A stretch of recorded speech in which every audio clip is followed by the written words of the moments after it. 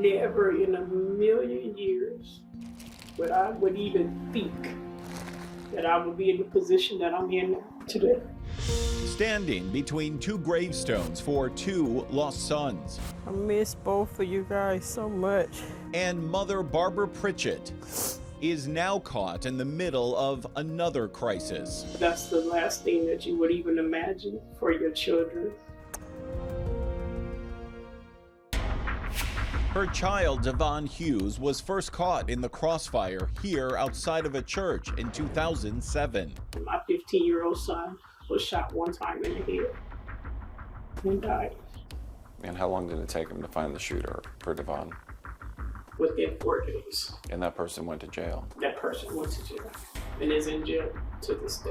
And after that day, after 3,321 days of mourning, some 9 years later, more gunshots again finding her family.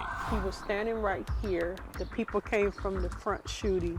Gunshot holes on the wall. She found him laying right here dead. Found dead just steps away from her front door, her second son, DeAndre Hughes. Not again. Not again. And I prayed and I asked God to don't allow this to happen again. Again, there was anguish, but this time there was additional agony. How long was it until you started thinking about who did it? Was it right away? Right away. What did you think? Did you think we're gonna get this one too? Yes. But they never got this gunman. This is him as a baby. Now, nearly 6 years later, with nothing but memories now sitting beside her. I cry because there's so many memories of him. DeAndre's murder remains unsolved. I would constantly call the detective. Any clues? Nothing. Any progress? Nothing. Any developments? Nothing. To this day, I still don't know who's the person responsible for killing my son, 100% for sure. Will her son's killer ever be found? It's our hope. The reality is that 2 decades ago, the department was one of the first in the country to establish a cold case homicide unit. And during the last decade, LAPD has established itself as a top agency solving, or as they say, clearing homicides. LAPD is actually performing above the national average. Oh, absolutely. It's been a matter of we're quite proud of. The homicide clearance rate is something that you are probably updated on, what, every week, every Yes. month? How important is that number to you? It's a critical number. After analyzing that critical clearance rate for weeks using FBI crime data, CBS 2 has plotted out its rise and fall over the last 25 years. When Devon Hughes was murdered in 2007, our analysis finding that LAPD's rate was on average on a 7-year climb, and his case was quickly solved. But beginning in 2013, there was a dramatic decline in Los Angeles, and by the time DeAndre Hughes was murdered in 2016, the overall trend was already going down, and DeAndre's case does remain unsolved. And by 2020, the last year the data is available, the clearance rate dropped in LA from a 5-year average of around 74% down to 55%, a 25% drop. Was that drop concerning? Well, absolutely. I mean, when you first saw that number, what was your first thought? Our thought was we've got to bring more resources to this, and what is an underlying influence? LA County had an even bigger drop, its clearance rate falling more than 28%. The state fared better, but still dropped around 14%. And nationally, the drop was even less severe, but the clearance rate still went down 11% compared to the previous 5-year average.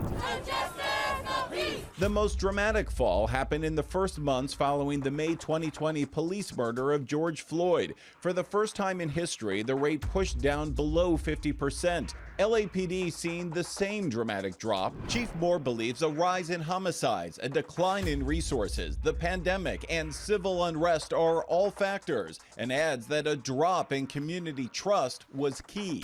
The solving of a crime, of a homicide particularly, is dependent on a community trusting the police. But trust is hard when there is inequity. And when it comes to solving homicides, another look at the data shows it has been racially and ethnically unequal almost everywhere. In 2020, the national homicide clearance rate for white victims was 87%, but for black victims it was only 59%, and for Hispanic victims 67%. In California, for the same groups, you can see disparities from 75% to 44% to 51%. In LA County, it was 75%, 23%, 36%. LAPD's numbers were 67% for white victims, 43% for black victims, and 43% for Hispanic victims. That all boils down to a 24-point difference for families like Barbara's. I believe it. What do you think when you hear that? It's not fair. Homicide is homicide. And we all deserve to have justice for our children. Is there an element of racism? Yeah, racism is real. It's there. But the reality, LAPD says, is that it treats all cases the same. We never give up. Those individuals all represent lost lives, and they leave behind families and friends, and what we hope to do is solve them at some point. Now, despite what the numbers say about solving her son's murder, My children is laying over in Inglewood Cemetery. Mother Barbara Pritchett can only focus on $50,000 in new reward money, hoping that's the only number that will now matter. You think they're ever going to find who killed your son? I have faith. I don't know. I love your son. I wouldn't wish this pain on nobody.